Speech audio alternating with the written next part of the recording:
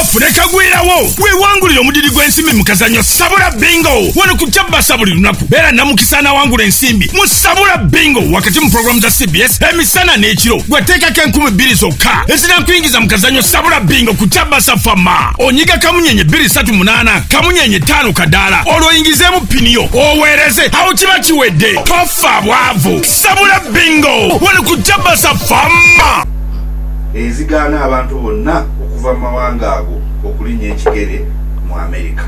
Nsonga ki Trump zaawa era mawanga ki agakosebwa?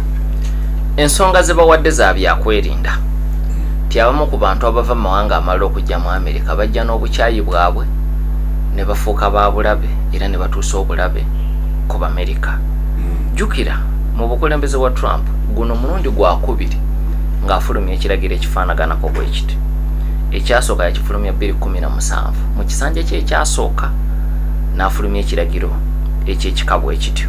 Naye mu kusooka yali afulumizza ekiragiro nga kiriko mawanga g'Abayisiraamu gokka abaddipi ne bamukuba nnyo obuswanyi nga bamugamba nti alina obukyayi ku mawanga g'Abayisiraamu. Kati n'akolamu enkyukakyuka n'agattako eggwanga erya Venezuela n'erya North Korea agatali g'Abayisiraamu ku lukalala. Kati ku mulundi guno akoze kintabuli okwewala luli kye bamuga nti alina obukyayi ku Bayisiraamu. Kati ataddeko ag'Abayisiraamu naye n'ateekako n'amala. Luli mu kusooka yali ataddeko g'Abayisiraamu gokka. Bamuteekako akazito n'alyoka ayongerako Venezuela n'eggwanga erya North Korea. Kati baani eyo gye yateeka 2017 Joe Biden bwawangula bwa president 2021 nga yakalayira kye yatandikirako n'agijjawo koko yakiyita stain on their national conscience. Biden ng'ajjawo enfumba eyo n'aga nti kiswaza nnyo abakwega bala ddene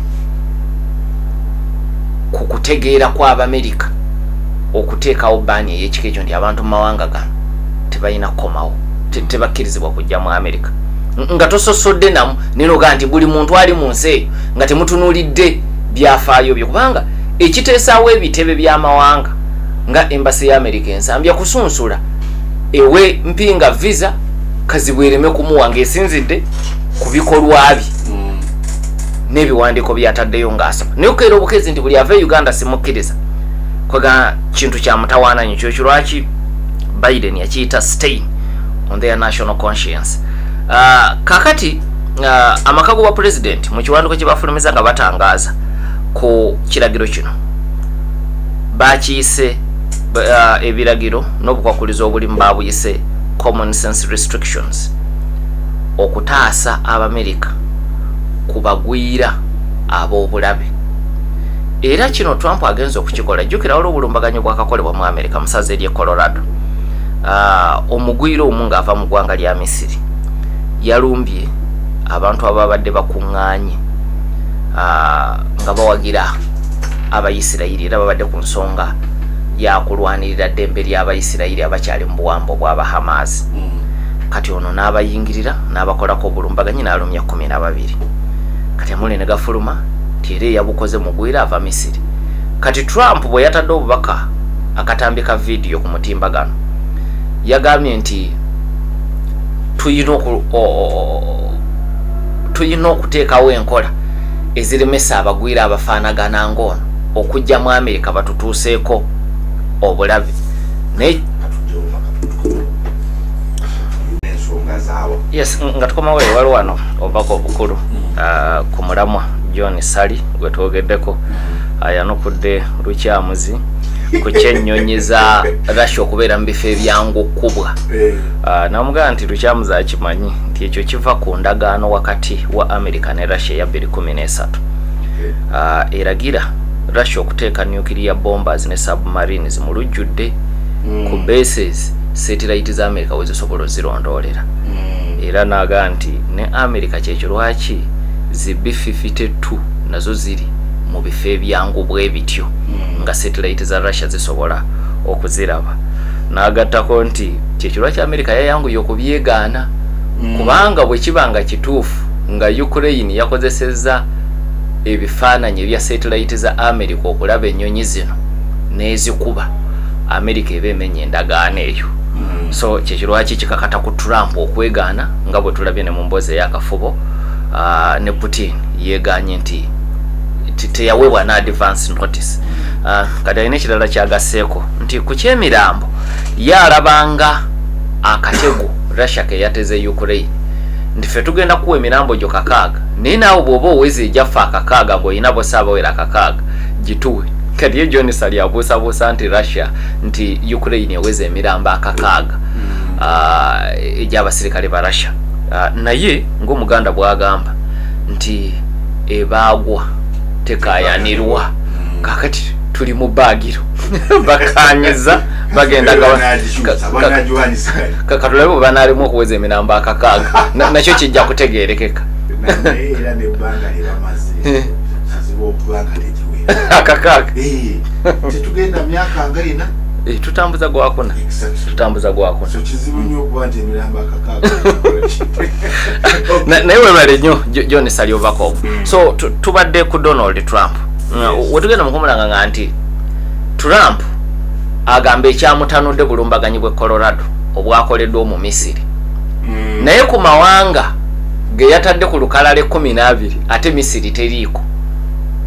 Of course ensonga zitegeerekeka. Misiri mu kitundu ekyo ye munywanyi wa Amerika asooka emwetaaga nnyo kati owulira ku nteeseganya zigenda maaso wakati wa Hamas n'Abayisirayiri ly'eggwanga mu bukiikakkono bwa Afrika erisinga okufuna obuyambi bw'ebyokulwanyisa okuva mu 79 batambulira wamu n'Amerika mu bintu bingi. Era emabegakaawo Trump bwe yali ayogera ku mukulembeze wa Misiri yamuyita my favorite dictator.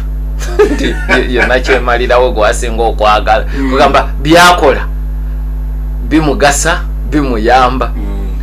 N'olwekyo kyewakyola nti mawanga ge yataddeko envumbo ate Misiri awavudde manduso bo ku lukalala tebaliiko. Kati amawanga ge yataddeko ge gano: Afghanistan, Myanmar oba giyite Burma, Chad, Republic of Congo, tetwogera ku Democratic Republic of Congo, tutwogera ku eri endala oba giyite Congo Brazzaville, Equatorial Guinea, Eritrea, Haiti, Iran, Libya, Somalia, Sudan neggwanga erya Yemen. Kati abo teryakkirizibwa kuva mu mawanga ago kwega tutotawaana na kusaba visa ya America. Naye ate ku lukalala lwerumu waliwo amawanga amalala 7 ge yagaseeko. Gano tegaliko nfumbo yawamu wabula gateereddwako obukwakkulizo nti omuntu yenna asaba visa ng'aveeyo ayina okwekenneenyezebwa ennyo okusukka ku gwe mpinga ave Uganda atali ku lukalala. Bali abe 12 tewali na kumenyeka mwe temukkirizibwa temutawaana.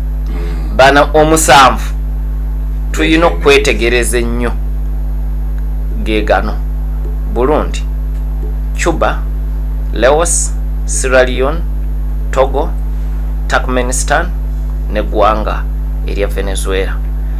Kakati ekyenjawulo ekiriwo nti ku luno amawanga ge yataddeko envumbo yagawadde ku budde. Nsale bino bitandika kukola ku lunaku olwa bbalaza wiiki ejja. Luli mu 2017 byali byambagirawo ne bikosa ebintu bingi ne bitabula abantu bangi abalina enteekateeka z'okutambula. Abamu bali mu ngendo n'ebirala ebigwa mu kkoweere. Kakati ku mulundi guno awaddewo ku kaseera kwega alina byayigidde mu kiragiro kye ekyasooka eky'omwaka 2017. Naye mpulizanga bwe nkugambye nti ensi gyayise kazaalabulwa eya Misiri ate yo ku lukalala teriiko. Esebo kati no babaawo ekya munange yani Dan Luswa Kiwanuka nakuwadde nkuba mbuuza kiki ekikusike ekiriwo ennaku zino amawanga g'Abawarabu okwenyigira mu nteeseganya zaabo abali mu kulwanagana mu mawanga ag'enjawulo. Saagalaga mu mawanga g'Abawarabu ayogera amawanga 2: Saudi Arabia ne Qatar oba agatteko ne UAE. Kakati amawanga ago ekisooka ekigateeka mu kifo ekyenjawulo kwe kusooka okwetereeza ne gagaggawala. kyekisooka ne bwoba mukika kikubeerera ekizibu okutabaganya nga gwosembayo okubeera obubi.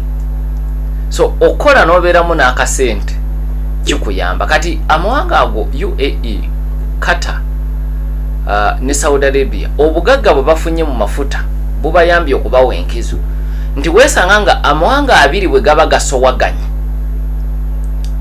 gombi oyo agalinako enkizo. Tunuulira ekya Rwanda ne Democratic Republic of Congo nga tugezezaako mukago gwa East African Community tulemeddwa, Sadaka negezaako neeremwa. Bali bwe bajja kubanga balina ensimbi ze basize e Rwanda ate balina ne ze basize e DRC, mwembi basobola okubayita nti bannana bino bimwerwanya mujja kwonoona ensimbi zaffe zife. So ekyo kyekisooka. Ekirala, amawanga gano gagezezaako okufuba mu kusika omuguwa okuli ku ddaala ly'ensi yonna okubeera wakati awo. Ola nti ne mu nsonga eziri mu kyondo kya Buwarabu ezibakwatako ennyo bagezaako okubeera wakati era ne kireetera ne bannaabwe okubavumirira. Kati olabye nti amawanga Amawarabu g'Abawarabu amalala gavumirira nnyo Saudi Arabia ku by'olutalo lw'e Gaza nti tekoze kimala mu maanyi gaayo naye ng'egezaako okubeera wakati awo kigiyambe eno esigazeeyo okugulu naye ne mu banywanyi baayo Abamerika esigazeeyo okugulu. So ensonga ezo bbiri ziwadde nnyo amawanga agasatu enkizo, Saudi Arabia, Qatar n'eggwanga erya UAE. Nti ekisooka obugagga bwago bugaleetedde okusiga ensimbi mu mawanga amalala mangi. Kati ng'abasowaganye babiri oli kimwanguyira okubakuba ku nsoloboto okusinga gwatalina kyobafunamu. So kyekimu ku kibawo enkizo. Okay. Lole Simon Peter sizede Masaka Dr. Nzembuza President wa Ukraine akyalina obuganzi mu bannansi. Okusinziira ku opinion polls ezenjawulo ezize zikolebwa, approval rating yakyagiyina emuyisaawo mu bantu ba bulijjo. Bakkiriza abasinga opinion polls bwezitunuulira zisukka ku 5 ku buli 100 nti olutalo lukutte nga bwateekeddwa okulukwata. Kubanga mpuliriza mulina okujjukira nti Zelensky bwe yali ajja mu kalulu ng'asaba obwa president, mu bacandidates abaaliwo abawagirwa ba Ukrainians abatali ba Russia ye yali asinga okubeera moderate, naye agenda okukwata entebe nga parliament gyafuga erimu abo boyinza okuyita bannalukalala abataagala kubanyumiza byakuteesa na ggwanga lya Russia era nga bo baagala nnyo okutambula nga badda na NATO, baagala nnyo okutambula nga badda mu EU. Era ensonga ekwata ku NATO erina musemateeka wa Ukraine eyawagikibwamu nga Zelensky tanafuuka na president. So bw'oba onenya ebizibu Ukraine byetuuseeko mu lw'olutalo, omugugu ng'oli munansi wa Ukraine ng'oli mwesimbu tosobola kugutika Zelensky. Sebo emboozi tebankadde awangali Ssaabasajja. 88.8 CBS FM.